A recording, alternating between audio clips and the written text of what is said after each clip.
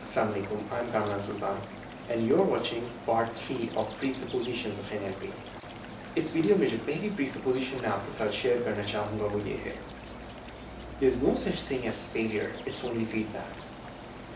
दुनिया में किसी भी कामयाब इंसान की ज़िंदगी को गौर से स्टडी कीजिए तो आपको पता चलेगा कि उसकी ज़िंदगी में बेशुमार ऐसे मौक़े आए जिसको एक आम आदमी ने फेलियर कंसीडर किया, मगर वो लोग जो दुनिया में कुछ कर पाए, जिन्होंने कुछ कामयाबी हासिल करी, उन्होंने उस फेलियर से कुछ सीखा।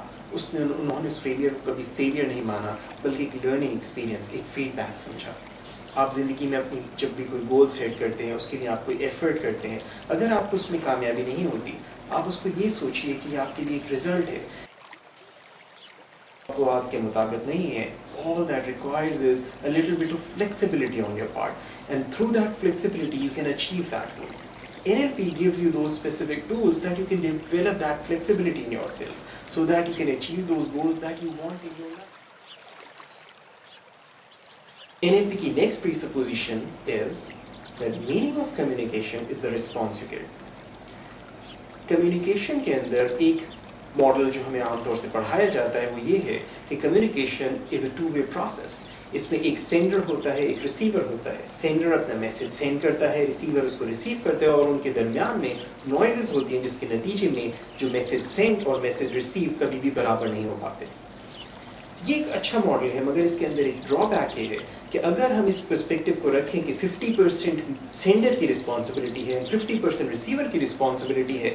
अब सेंडर ने अपना मैसेज दे दिया, रिसीवर ने उसको रिसीव किया, समझा या नहीं समझा, ये रिसीवर की जिम्मेदारी हो ना। इसके मुकाबले में NLP का ये पर्सपेक्टिव है कि आप अपनी कम्युनिकेशन की 100% रिस्पॉन्सिबल हैं, which means कि अगर आपने अपनी बात किसी को समझाने की कोशिश करी और आपकी बात अगर उसको समझ में नहीं आई तो आपने अपनी अप्रोच में, अपने अंदाज में तब्दीली लाने की ज़रूरत है। जब आप अपने अंदाज में वो तब्दीली लेकर आएंगे और उसी बात को किसी दूसरे अंदाज से समझाएंगे, उसको फिर भी नहीं समझ में आती, आप एक और तीसरे अंदाज से उस बात को समझाते, उसको फिर भी नहीं समझ में आता, आप चौथे अंदाज से, नतीजतन आपके पास एक ही बात को समझाने की कई मुख्तलिफ तरीके आ जाएंगे और इस प्रोसेस में आपकी ग्रोथ होगी।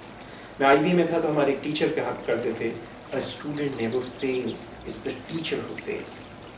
अगर हम ये पर्सपेक्टिव रखें that you are 100% responsible for your communication, you will find that you will grow as a communicator. You will find that you will be able to explain things in many different ways. You will find that you will develop as a good communicator. People will respect you as a communicator. NLP provides you those tools, those techniques that help you understand what communication is, how it works, and how you can really effectively communicate with people. So ये चंद presuppositions थी जो मैंने आपके साथ यहाँ पर share की।